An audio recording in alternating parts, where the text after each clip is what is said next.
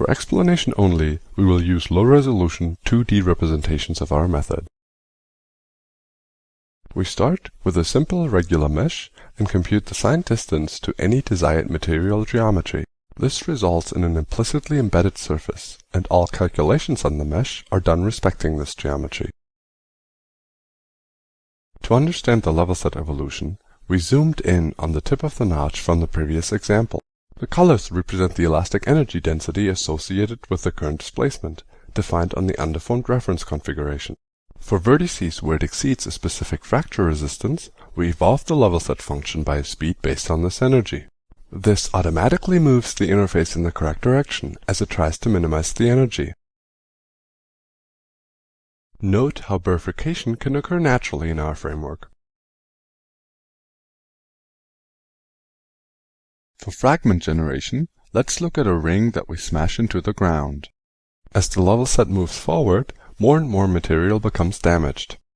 We use the material between the old and the new interface to introduce fragment pieces. Collisions pose a non-trivial challenge for our embedded interfaces, especially with a high number of fragments. Instead of a mesh-based approach, we use only the particles and their current world space coordinates to initialize an Eulerian background grid. We also seed barycentrically bound ghost particles to improve volume coverage and accuracy. All particles are colored by the connected component, and velocities from different components are treated separately. If velocities of two different bodies rasterize to the same grid node, a collision might occur.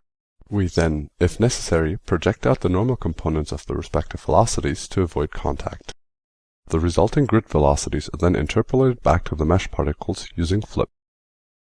This method is based only on the particle positions. However, since all particle-based variables are computed respecting the material geometry, it results in effectively colliding against the embedded surfaces. Here you can see our collision algorithm handle two simple cubes.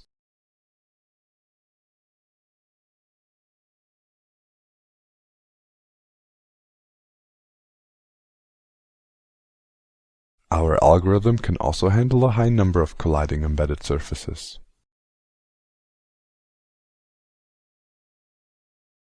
Here you can see both our fracture evolution and our collisions.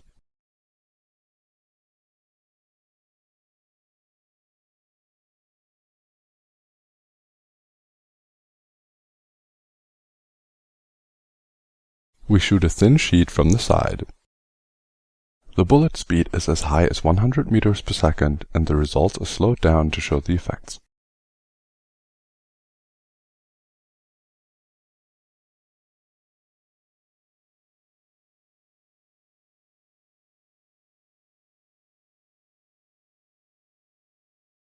We pull apart a jello block.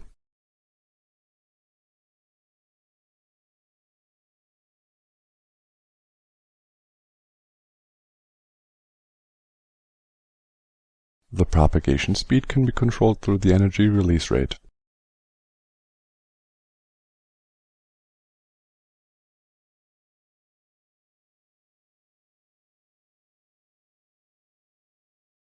We can also tear apart complex geometries.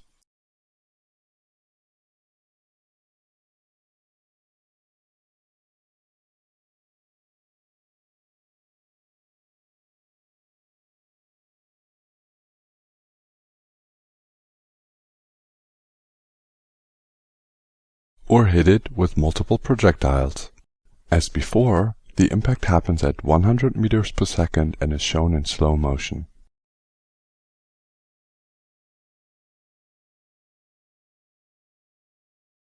Finally, we shoot a bullet through a block of jello.